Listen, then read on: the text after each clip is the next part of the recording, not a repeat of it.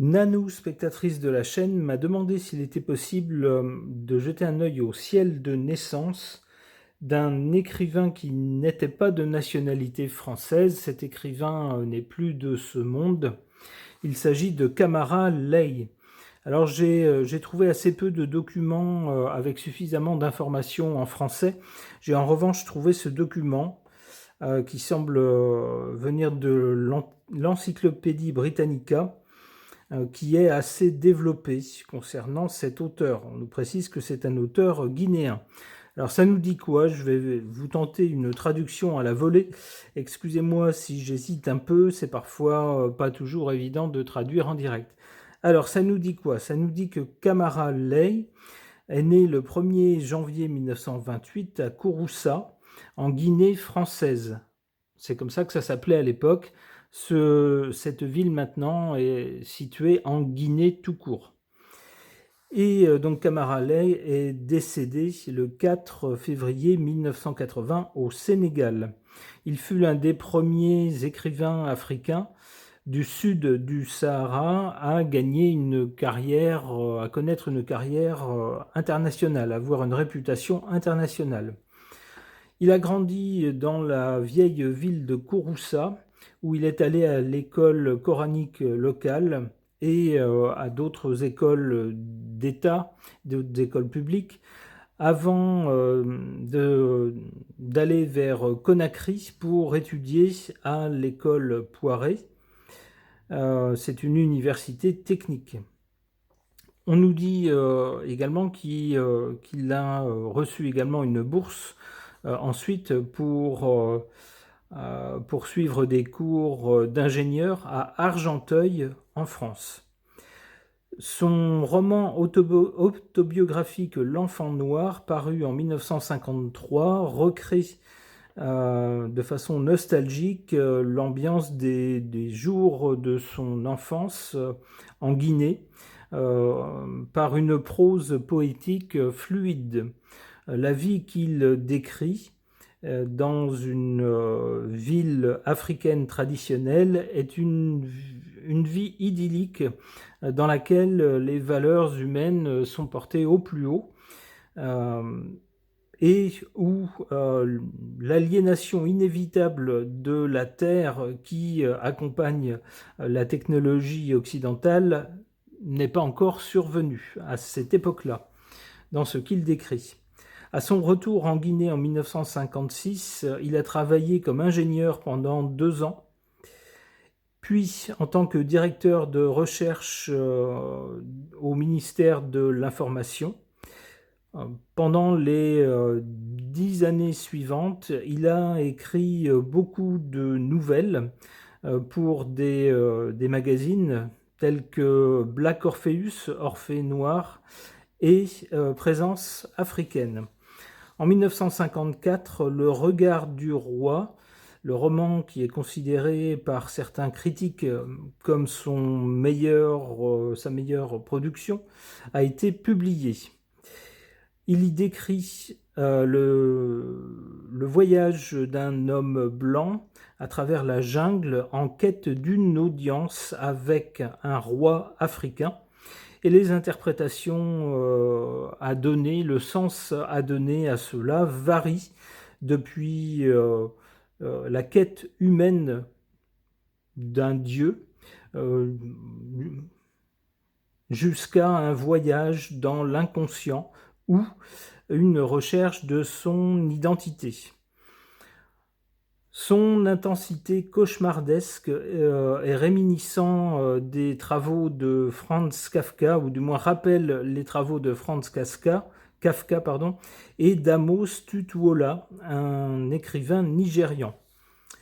La suite de L'Enfant Noir, intitulée Dramous, qui a été publié en 1966, est moins nostalgique que son prédécesseur et pèse beaucoup plus du côté du commentaire social, parce que le caractère principal qui retourne à sa terre natale après 6 années à Paris il trouve que la violence politique a remplacé les valeurs, supposément les valeurs humaines, et le mode de vie qui lui avait tant manqué lorsqu'il était à l'étranger. On nous dit ensuite qu'à partir de 1964, Lay a vécu en exil au Sénégal et a travaillé dans la recherche dans des études islamiques à l'université de Dakar. Donc voilà grosso modo pour la vie de cet écrivain guinéen. Alors je n'ai que le lieu et la date de naissance, mais je n'ai pas l'heure. Alors c'est la raison pour laquelle ici j'ai mis du blanc sur ce qui normalement devrait être l'ascendant et le milieu du ciel, puisque tout cela c'est fixé par l'heure de naissance et ici on ne la connaît pas. Donc un petit peu de façon aléatoire, ça a été mis pour ce jour-là à midi pour essayer de faire un moyen terme. Ça veut dire également que la position de la Lune, qui avance très très vite au cours d'une journée, ici n'est pas fiable du tout. En revanche, pour les autres planètes, bon, c'est à peu près bon. Alors qu'est-ce qu'on voit dans ce ciel de naissance? Difficile de dire qu'il y a une planète qui est au sommet et puis l'autre en dessous, puisqu'on ne sait pas exactement où est l'ascendant là-dedans. Donc on va se fier déjà au Soleil. Le Soleil est en Capricorne. On voit que le Soleil est bien relié à Neptune. Alors Neptune, c'est un brouillard magique. Ici, il est en bon aspect. Ça peut donner une personnalité inspirée, bien branchée sur, on pourrait dire, l'inconscient collectif, l'inconscient d'un peuple, l'inconscient d'un pays. Neptune, c'est en tout cas toujours de l'inspiration, et c'est souvent une planète valorisée dans les ciels de naissance d'artistes. Alors ça peut donner des dons pour la musique, pour l'écriture, pour la peinture, pour autre chose, pour toutes les formes d'art en fait, toutes les expressions, toutes les choses qui font, comment dire, surgir de l'inconscient des formes, soit écrites, soit ça peut être des formes également visuelles, ça peut être des vêtements par exemple, ça peut être également des rôles au cinéma. Neptune est vraiment la planète inspiratrice dans tout ce qui est artistique. Ici, c'est bien relié au Soleil, le cœur de la personnalité de cet auteur. On voit donc ici bien l'inspiration. Et cette planète ici, Neptune, est en revanche en carré avec Vénus. Vénus qui se trouve en Scorpion, elle est en exil en Scorpion. Alors, je ne connais pas la situation personnelle de ce monsieur, je ne sais pas s'il a fondé une famille ou pas, comment a été sa vie personnelle, mais ici on a la suggestion avec Vénus ici qui est en carré à Neptune, de peut-être quelque chose qui se dissout au niveau sentimental. Alors ça peut être une union qui se désagrège, qui se dissout, ça peut être ça. Ça peut être une partenaire qui disparaît, qui s'enfuit, par exemple, ou qui n'est pas fidèle, ça pourrait être ça aussi. Qu'est-ce qu'on a d'autre dans ce ciel? On a Vénus ici qui est en revanche bien, bien reliée à Jupiter. Alors Vénus, l'un des significateurs de cette planète, c'est l'argent. Et Jupiter ici, en poisson, en plus un signe double.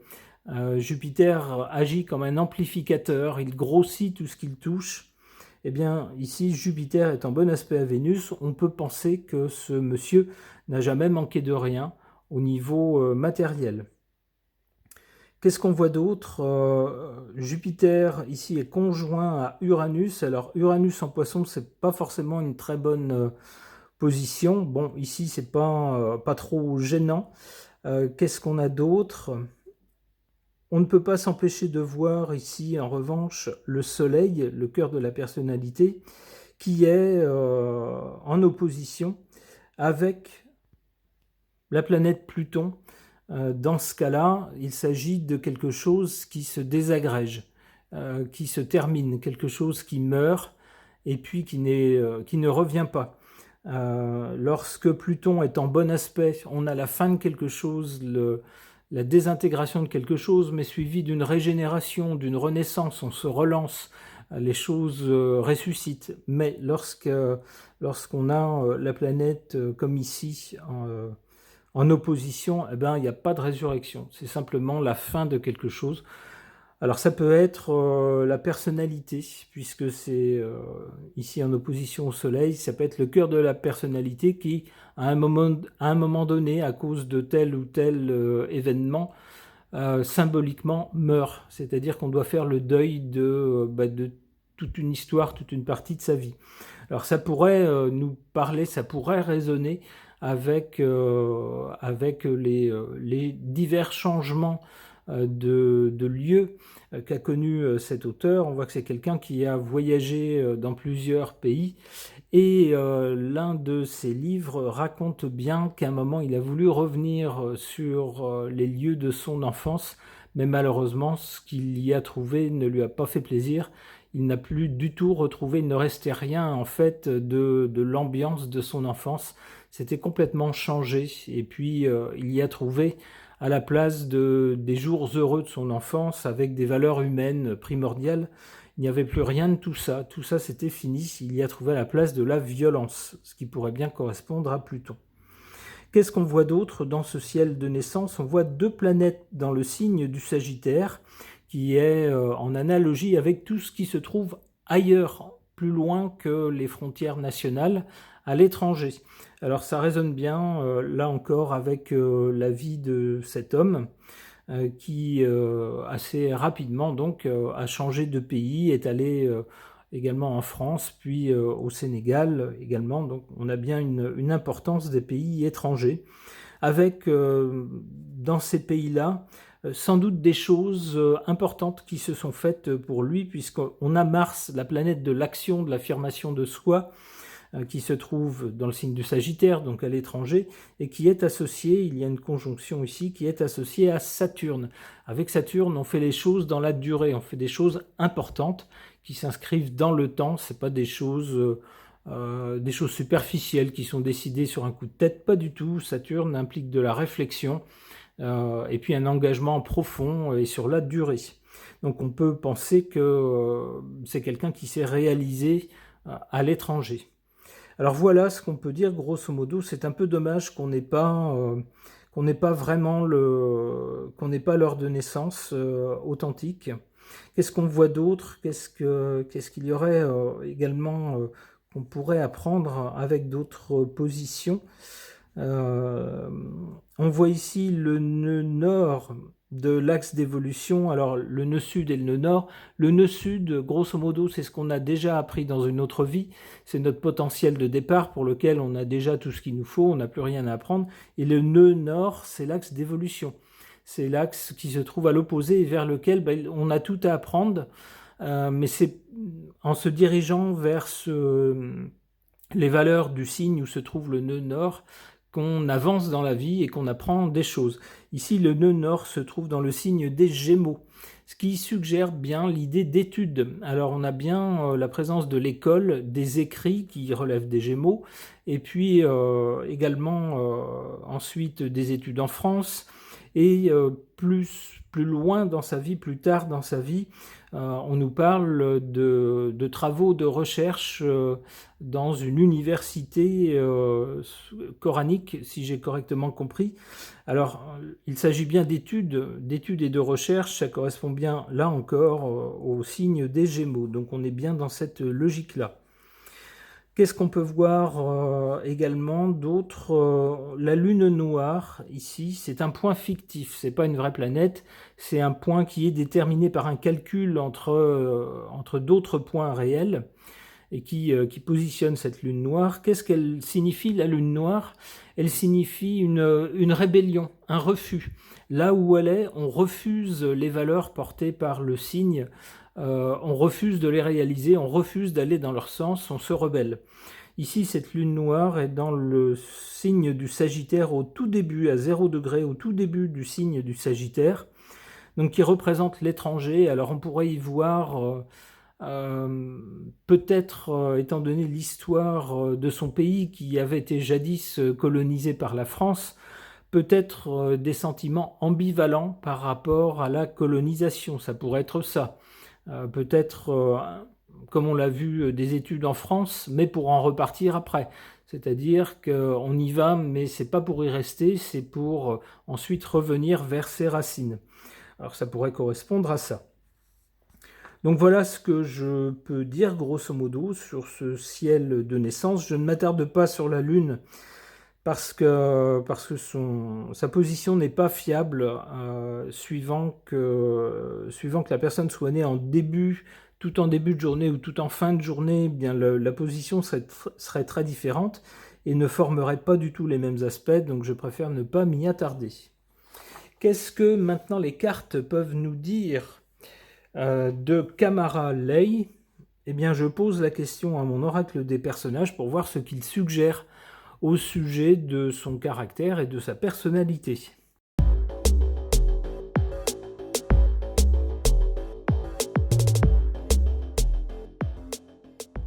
Alors, comment est-ce qu'on peut rapprocher le sens de ces cartes de cet écrivain?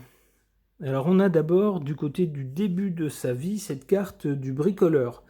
Le bricoleur, c'est quelqu'un qui est chez lui et qui, par définition, bricole, c'est-à-dire s'arrange avec ce qu'il a, fait des choses avec ce qu'il trouve sous la main. Alors, ça peut rappeler le bon sens, le sens pratique et la débrouillardise, souvent bien supérieure à la nôtre, des Africains. Alors, pourquoi? Parce que souvent, nécessité fait loi, et lorsqu'on n'a pas grand-chose sous la main, on apprend à faire avec et à se débrouiller avec.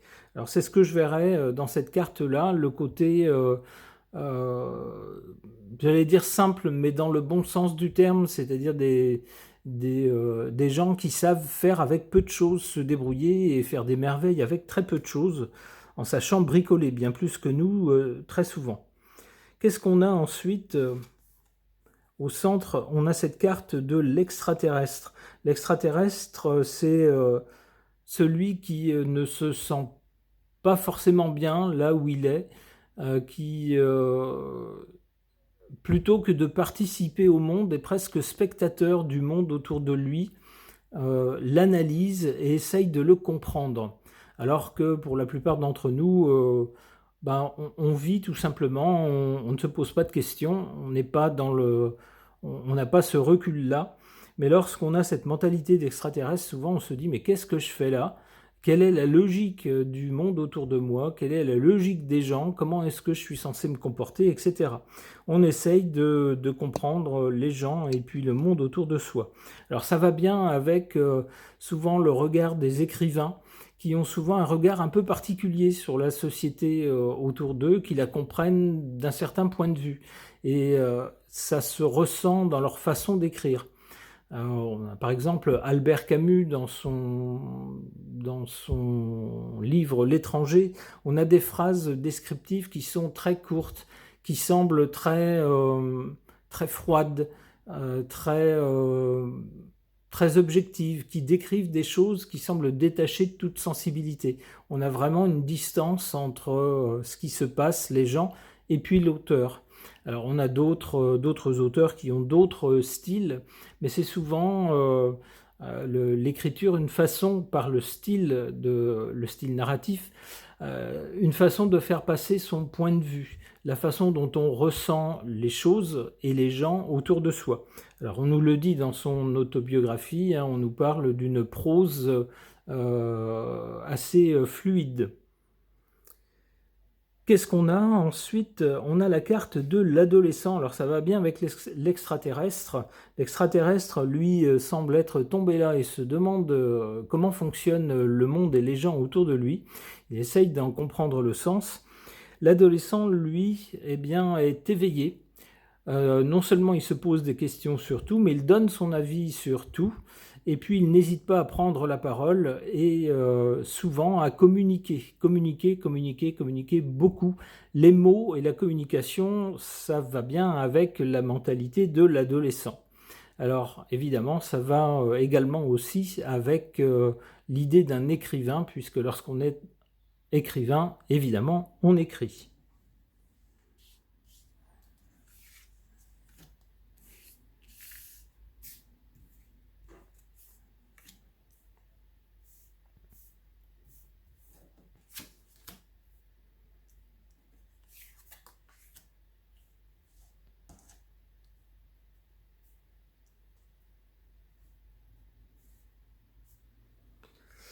En carte favorable pour cet écrivain, on a la carte du comédien. Alors comment est-ce que ça peut être favorable d'avoir un caractère un peu de comédien? Eh bien, c'est ce qui permet de s'adapter à toutes sortes de personnes, toutes sortes de milieux.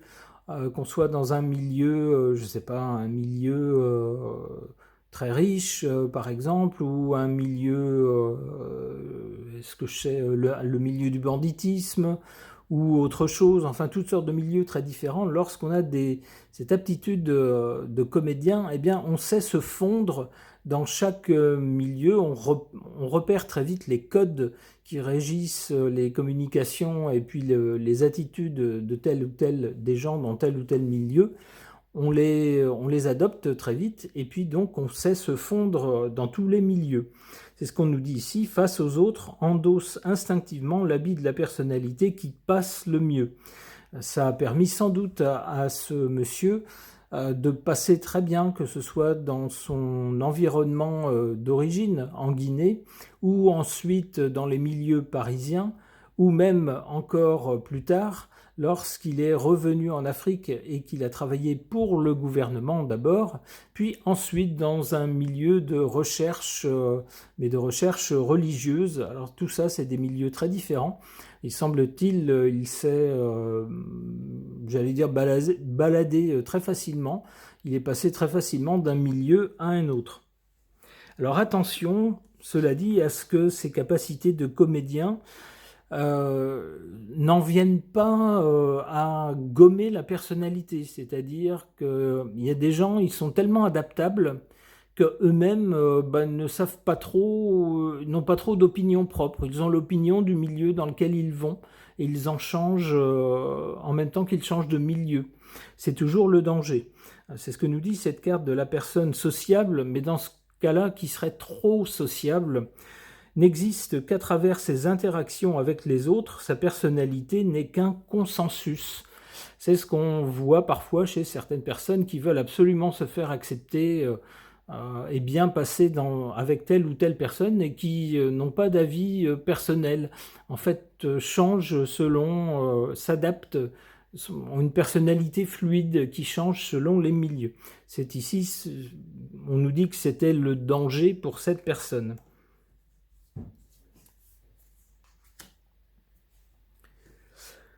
Alors malgré tout, si c'est quelqu'un qui a fréquenté divers milieux, qui a pas mal voyagé, on nous dit quand même que plus tard dans sa vie, c'est quelqu'un qui est peut-être retourné à un état plus sauvage.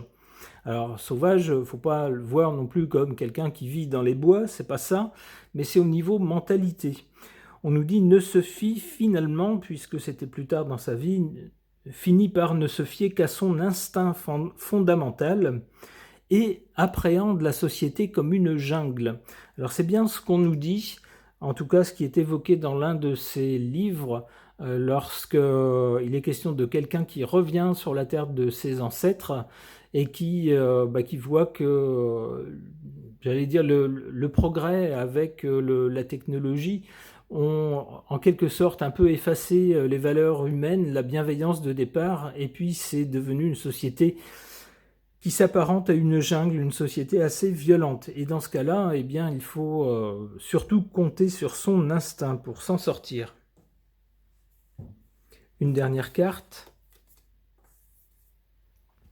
Le voyou, alors c'est peut-être pas à prendre au pied de la lettre, mais le voyou, c'est quelqu'un qui, nous dit-on ici, ne laisse ni le système ni les autres lui imposer leurs lois et leur volonté. C'est finalement quelqu'un qui utilise le système à son profit, qui sait saisir les opportunités pour enrichir sa personnalité, sa propre vie. C'est quelqu'un qui se joue en quelque sorte du système. Eh bien, ma foi, si ce monsieur a pu être assez fort justement pour se faire une place dans un système qui semble-t-il un peu désenchanté lorsqu'il est revenu en Afrique, eh bien, on ne pourra pas lui reprocher. Ce tirage de cartes et cet examen rapide du ciel de naissance sont maintenant terminés. Merci de les avoir suivis.